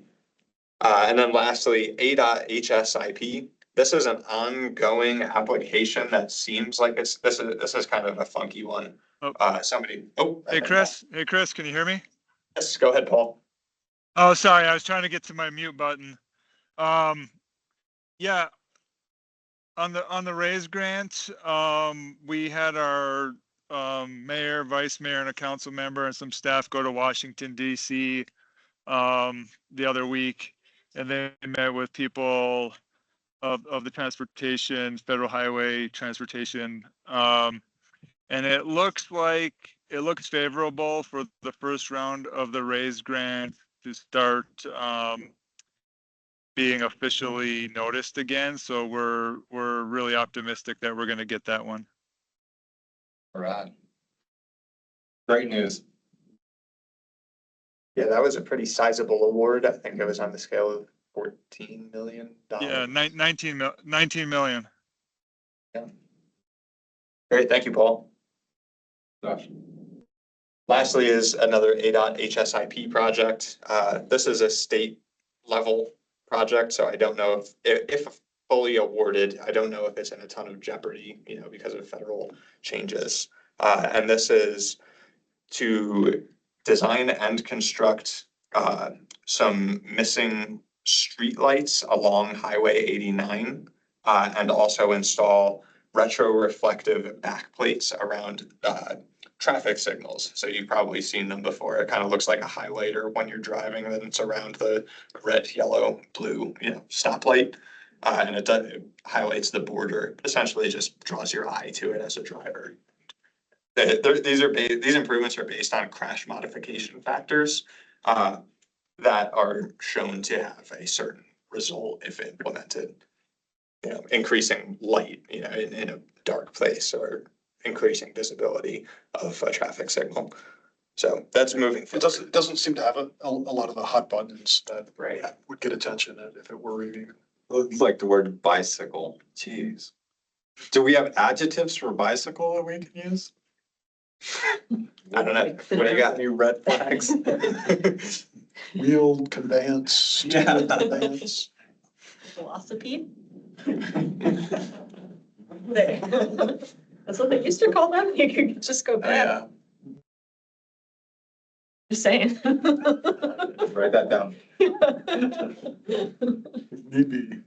But that didn't seem as scary as I thought it'd be. Yeah. Sounds like we're, as far as we know, business as usual. But thanks for staying on top of it. I'm sure you guys have had internal meetings about how to word things and how to, you know, give us the best chance possible to stay. Yeah. And what also is interesting about SS4A is it just opened for this year's round of funding. And from what I've seen so far, it doesn't appear to be largely that different. However, awards may be given differently. So things to keep in mind. That the due date for that one is June 26th. It'll be part of a future conversation. Appreciate you guys' diligence of staying prepared for whatever changes come. Scary times. Right, that's it for me. So thanks.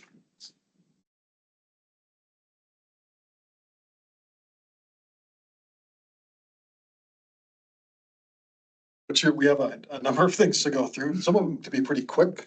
6:15 already, do you guys have anything that we want to cover before we wrap up? I know we're already at 6:15. I'll leave it up to you guys. Anything that we I want think to prioritize, because we're not gonna make it through all of this. 4, 5, and 6 are really about events that are coming up. So just to give you a chance to have notice of them before they actually happen. Which all these are on my radar. I don't know about you guys. Oh, yeah, back to breakfast day. I think we could probably skip to 7. You guys want to skip to 7 then? Yeah, I can just tell you for Green Transportation Week, if you know folks who work at NAU, you're eligible, you can log your ride or walking or whatever to get raffle prizes. And also they have tied it into their health improvement program, whatever the like health insurance thing is for activities, you can get points. So tell people to do that. And if you want to see me, I'll be tabling on the Pedway on Tuesday for this at 11 a.m. to 1 p.m. So you can ride your bike past me. Does that get us into a raffle? Probably not. I could, maybe, I think there will also be stuff, I don't know. There's gonna be like bike mechanics. I tried really hard to get them to use the LCIs and I could not make that happen, but I will try again.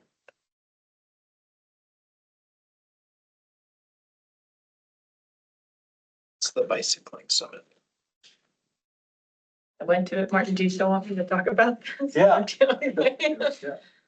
I went to it with Kim Austin, who gave me a ride, since I can't drive, to Mesa This is a very tattered copy of the agenda. It's also online. I was told that they'll be putting most of the programming online, so if you want to look at what was discussed, you should be able to soon. Highlights, I would say, and I will keep it very quick, is that the first speaker actually talked about what we've just been talking about in terms of changes to the federal funding landscape and policy landscape. That person was from Rails to Trails and spoke about the U.S. Department of Transportation memo that mentions reviewing grants that include keywords like bicycle lane, climate, electric vehicle. I'm missing some of the other ones. Equity. DEI. That was a March 12th, I believe, if my notes are right, memo, so you could look it up if you want. It's been reported on. That person, and don't quote me on this because I'm not a federal expert, but said that essentially there is a targeted pause on the IIJA, something Jobs Act. Infrastructure Investment, Jobs Act. So that's something. targeted, but also a targeted pause by this administration on future cycles for RAISE and Safe Streets for All, except that maybe it's posted. So I'm not sure what's happening. It seems like she emphasized it's a very fluid situation. Currently there's an exception on formula funding, but that like transportation alternatives, but unclear. As Estella mentioned, and it's someone else, I'm blanking as his name, Forest Service guy. Pat mentioned, values that are being stated for transportation related funding are family and child safety, access to opportunity, meaning jobs or economic development, quality of life and connectivity. So those are kind of like the priorities of the administration and the ways that people are trying to frame similar projects to projects they may have had before. The person also talked about how RAISE has reverted to build better utility investments to leverage, better utilizing investments to leverage development. So that's what that grant is called now. I guess it was built under the previous Trump administration and that became RAISE and now it's built. That makes sense. Yes. I'm glad you're the one who's drafted a federal letter. I just listened to this. You have, just copy those notes right into that. Yeah, I tried as best, and the person who spoke also emphasized the importance of working with local elected officials, state elected officials, members of Congress and business leaders to advocate for these grants, really demonstrating the value that they bring to communities, and emphasizing regional outcomes instead of local outcomes. That was something that they think is going to be more successful if you can talk about the impact that a particular transportation related project has on an entire region. That might be better than just like a municipality or a city. As well as the economic impact of trails and active transit, which Rails for Trails estimates at $34 billion per year. And if systems were connected, that could be much more in terms of impact and the connections to tourism when you have recreational opportunities in a region. Okay. So those were kind of like strategies that were suggested to try to advocate for some of the same things. The person also said, this is probably the most important part of this whole conference. That's why I'm spending some time on it. But if you want to hear about other stuff, I can say that too. But that Senator Mark Kelly and Representative Stanton, who I think is from Phoenix area, right? I don't actually know. Yeah, Not our, Greg Stanton. Greg Stanton. He was the mayor of Phoenix. for a Yeah. while. Are on key committees related to transportation issues like the next federal transportation bill. So engaging with those folks is helpful. I just have a thing that says e-bikes as alternatives to cars with tariffs. So I don't know what that meant, but that's what I wrote down. And then, you know, again, like connecting with different allies at the regional or local level to talk about those priorities that have been identified. So safety, economic development and tourism, children, all those kinds of things. The more that projects can kind of have that framework, the more likely they are to be successful. Then there was a bunch of other stuff. Good job. Thank you. Thank you. Oh, there's a really good presentation, which you all should watch, from people at ASU about micromobility on their campus. It was wild. Do they like it? So, okay, really keep me short on this, but basically what they said is that now they've had a huge flip post-pandemic where pre-pandemic, pre-2018, they had to put in bike racks everywhere to accommodate how many bicycles there were on campus. And then going into the era of micromobility share programs, I guess the city of Tempe had, what did I write down? Something like 13 vendors open up scooter share companies in Tempe in the same year, and some of them did not last the year, so they just dumped a bunch of scooters there and then left. And there were a bunch of issues, as you might imagine, with that happening in kind of an uncontrolled, unregulated way. Lorena, who came last time from Mountain Line, was there, so has more details, I'm sure. And Kim was there. But what they said now is that most of those companies have now folded. So in terms of the micromobility share, and now what they're seeing more is people owning their personal scooters or similar things. ASU, I guess, had a blanket policy against electronic micromobility devices starting in 2012 when those like, what are they called? Segway? Not Segways, the like little ones you stand on, the hoverboards. Yeah, hoverboards. One wheels. When that's really, really popular, because I guess they explode a lot, is what I've been told, or catch on fire. So ASU adopted this blanket policy in like 2012 before they were very popular, saying you can't bring them on campus. And then when all the scooter share people showed up, they worked with those folks to geofence the devices so that you couldn't bring them onto ASU's campus. They would just stop. But then they got huge piles right outside ASU's campus. They showed some pictures. It was wild. So that was not ideal. And then when the share company started decreasing in volume, but people started owning their own, they would bring them onto campus, but they would hide them inside ASU buildings so that they didn't get taken by like ASU traffic cops. And then ASU had a secondary problem where people were bringing their scooters and charging them inside ASU buildings where they can also sometimes catch on fire. So now they've basically done a 180. They reversed that policy and they are reutilizing what was bike parking to be scooter parking. And they've made some changes to it to make it optimal for scooters and charging So outside. the demand is balancing out Apparently the demand has tipped. scooter parking. Apparently it's almost all scooters now. Okay. Yeah, they were saying that like the number of bikes is way, way low across campus because the scooters have gotten so popular and because they are like half the prices they were. Now you can buy one, I guess, for like $150, $200. So they're very cheap. Yeah.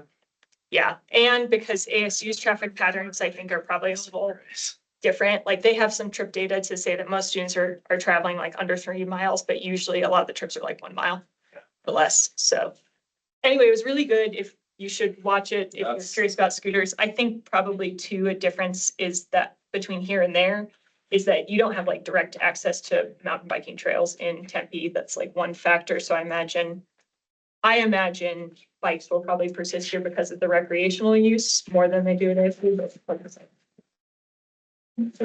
Terrain. Yeah, in general terrain, unlike heat factors and, traffic outside of campus, but they've redone a lot of their on-campus infrastructure to accommodate this like mass increase in scooters. So yeah, Interesting case study. yes, yeah, Thanks for sharing. no problem. Metro Plan Safe People Campaigns video. Can we watch this on? Yes.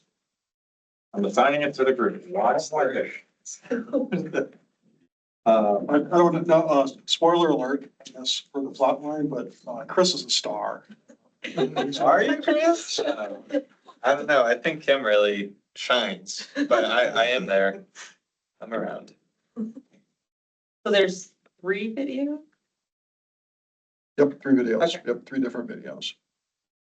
And then bike-friendly community renewal application. Is this our silver level in 2010? We're stuck at silver? Stuck in silver, yep. Application in advance of submittal deadline, June 25th. Can we dive into that next meeting? We can, yep. Okay, Absolutely. that's important. Yeah, that would be a good opportunity. We'll be in a good place a month from now to have conversations with BAC. Okay. Sure.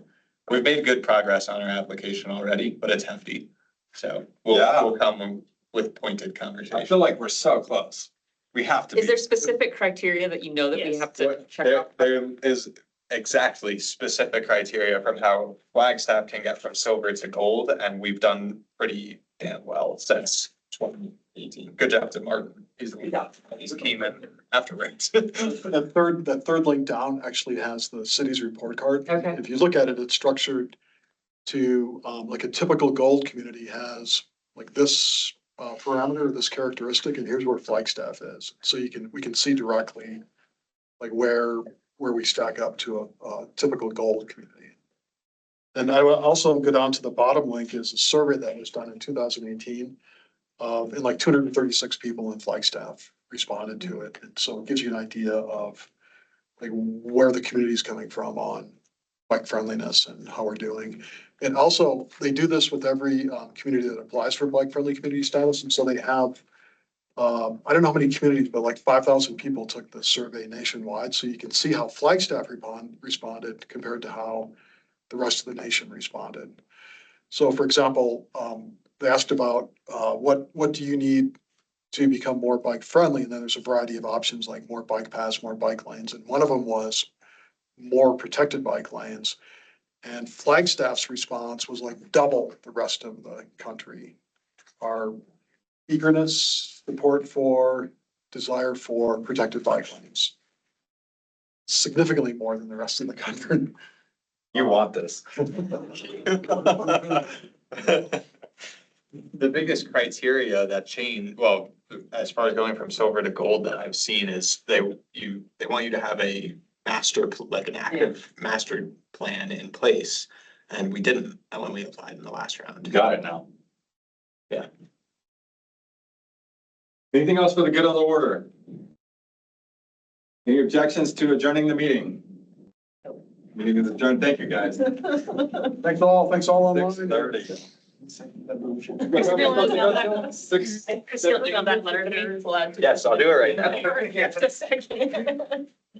I have a bulleted list of the project components after the letter. I'm gonna send it to you with them and then you can delete them. So Okay, they're not yep. there. Hey, David, thanks for coming. And then we'll probably message you Alright. next week just to get your. You want a I'm not motorcycle? gonna look at it until next week. Electric bike, all right. Good. Did you find a parking spot out there? It was full when I went out there. I'm gonna change It's on this. its place. You feel free to. Going 25, 30 miles an hour. You need a helmet like You this. do. Yeah. If you like your brain. I like them. Valerie put we're offline now, but Valerie put a comment in that she was impressed at how diplomatic we were in discussing the grants and the terms that we were using. She didn't feel like she would be able to be that diplomatic. It's being recorded. I don't know who's gonna watch that. Actually, like, it's woke to not die in traffic. Yeah. Well, so the interesting thing that person said was basically like, you can't really stop funding transportation altogether, like in the way that you can stop funding, for instance, in my world, libraries. You can, Oh. Yeah. Yeah. So there's the expectation. Well, basically, if you want to build highways and other roadways, you have to fund some kind of transportation. Yeah. So they're like, we expect there to still be money. There won't be like a, But they could but. use all the money to fund like highways. Super highways, yeah. Right. Yeah. Right. So then it's, at the local level, do you have support to be like, hey, we really need this local and regional level can be like, we don't want people to die. Children's Think of the children. I think that's the key. I kept writing down children. E-bike was basically. Straight sidewalks. The funny thing is that, But there's big difference on e-bikes. I know, but they'll still be cheaper than cars. We can invoke the image of the 1950s, the kid riding the bike for the first. Yeah. the funny thing is on, cities and grand street,